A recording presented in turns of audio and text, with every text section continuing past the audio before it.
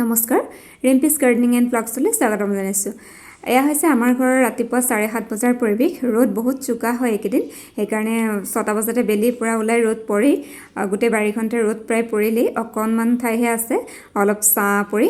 আৰু এতিয়া মই ইয়াতে আমাৰ ঘৰৰ ভিতৰত যিখিনি ফুল আছে, ফুলৰ পুলি আছে ইনডোৰ প্লেণ্টছবোৰ, সেইখিনি ৰ'দাম।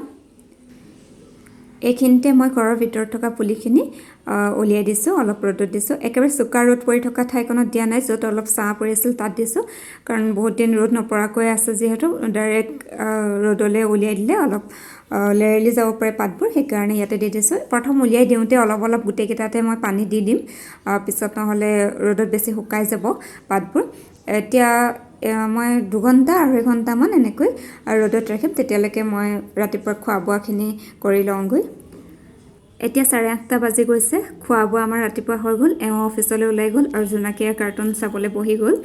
এতিয়া মই এইখিনি টাববোৰ য'ত ৰখা হৈছিল, প্লেটবোৰ লেতেৰা হৈ আছে আৰু গোটেই মানে ৰেকডালতে অলপ অলপ লেতেৰা পৰি আছে, কাৰণ ফুলবোৰ পানী দিয়া হ'লে গোটেই প্লেটবোৰত পৰি যায় বালিবোৰ। সেইকাৰণে এইবোৰ মই যেতিয়া পুলিবোৰ বাহিৰত দিওঁ, তেতিয়া এইখিনি গোটেইখিনি মই চাফা কৰি লওঁ। এইখিনি চাফা চিকুণ কৰা হৈ গ'ল। এতিয়া বাহিৰত যিকেইটা পুলি ৰ'দাই থোৱা আছে, সেই পুলিকেইটা আৰু টাববোৰ ৰ'দাই ল'ম। দেওবাৰে মই প্ৰায়ে কৰোঁ এইখিনি কাম, কিন্তু এইবাৰ দেওবাৰ 2-3টামান পাৰ হৈ গ'ল, একো কৰাই নহ'ল দেওবাৰকেইটাত, সেইকাৰণে আজি খোলা বাৰতে ল'লোঁ। আৰু যিখিনি টাব আৰু ফুলৰ পুলি ছাঁত ৰখা হৈছিল, সেইখিনি তেতিয়া পূৰা ৰ'দ পৰি গৈছে, কাৰণ 2 ঘণ্টামানটো এতিয়া হৈ গ'ল, মানে 9:30মান বাজিল এতিয়া। আৰু এই সময়ছোৱাতে মই যোনখিনি পাত শুকাই আছে, পকি গৈছে, লেৰেলি আছে, তেনেকুৱা ধৰণৰ পাতখিনি কাটি দিম আৰু মাটিবোৰত অলপ নতুন মাটি দি দিম, মাটিবোৰ খুচৰি দিম, তেতিয়া ভাল হ'ব। আৰু পানীটো অলপ অলপ আগতে দি লৈছিলোঁ, পিছত আকৌ যেতিয়া ভিতৰলৈ নিম তাৰ আগেয়ে আৰু অলপ অলপ দি দিম। আৰু এইখিনি মানে মই দেওবাৰে কৰোঁ আগতে, কিন্তু এইবাৰ 15 দিনমান হৈ গ'ল, সেইকাৰণে পাতবোৰ অলপ বেছি লেৰেলি যোৱা নিচিনা হ'ল।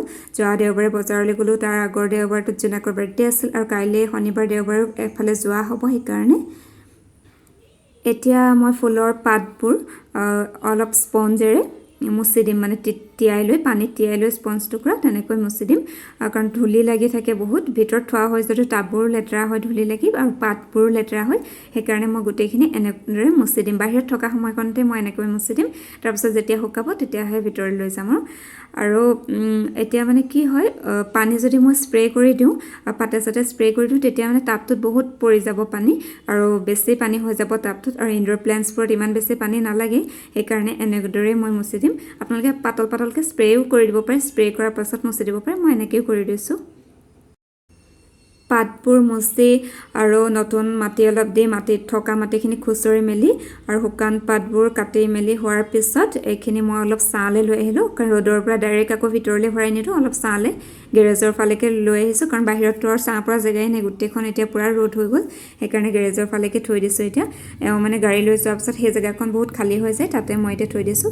আধা ঘণ্টামান ইয়াত থ'ম, যেতিয়া টাববোৰ চেঁচা হৈ যাব, মাটিবোৰ চেঁচা হৈ যাব, তেতিয়া মই অলপ অলপ পানী দি পেলাই আকৌ ভিতৰলৈ ভৰাই থৈ দিম। এতিয়া আকৌ এবাৰ আমাৰ ঘৰত নতুনকৈ ফুলা ফুলবোৰ দেখুৱাই দিওঁ। এয়া হৈছে বেগম বাহাৰ এইটো ছিজনত প্ৰথম এপাহ ফুলিছে, আৰু ফুলিব, কলি আছে বহুতখিনি। আৰু এইখিনি এন্থেৰাইনামৰ অলপ বেলেগ জাত, মানে আগৰ যোনখিনি এন্থেৰাইনাম দেখুৱাইছিলোঁ তাতকৈ ইয়াৰ ফুলখিনি বেলেগ, গছজোপা একেই, কিন্তু ফুলখিনি অলপ বেছিয়ে মেল খোৱা নিচিনা। আৰু এইফালে এইখিনি আছে জবা বহুত কেইপাহ এইবাৰ ফুলিছে একেলগে। এইখিনি জবাখিনি মই অলপ বেলেগ ধৰণেৰে মাটিত দিম বুলি ভাবিছোঁ, মাটিত মানে একেলগে গোটেইখিনি দিম বুলি ভাবিছোঁ, এটা মানে ঘেৰা কৰি পেলাই। কি কৰোঁ পিছত এবাৰ দেখুৱাম আকৌ, মানে চিয়ৰ নহয় যে সেইখিনি তেনেকৈ কৰিম ভাবি আছোঁ। আৰু এইখিনি এইফালে ফুলিছে এজোপা কেমেলিয়া এজোপাৰ 6 বছৰমান হ'ল কিনা, কিন্তু যেতিয়া প্ৰথম কিনিছিলোঁ তেতিয়া মাত্ৰ এটা ডাল আছিল গছজোপাত, সৰু আছিল, কিন্তু এতিয়া বহুত ডাঙৰো হৈ গ'ল আৰু বহুতখিনি ফুলিছে। এয়া নতুনকৈ এপাহ ফুলিছেহে, এপাহ দুপাহ ফুলিছেহে, কিন্তু কলি বহুতখিনি আছে। যেতিয়া গোটেইখিনি ভালকৈ ফুলিব তেতিয়া বেছি ভাল লাগিব। আৰু বাকী আজিলৈ ভিডিঅ'টো ইমানেই, পিছত আকৌ নতুন ভিডিঅ'ৰ সৈতে লগ পাম। ভিডিঅ'টো ইমানখিনিলৈ চোৱাৰ কাৰণে ধন্যবাদ।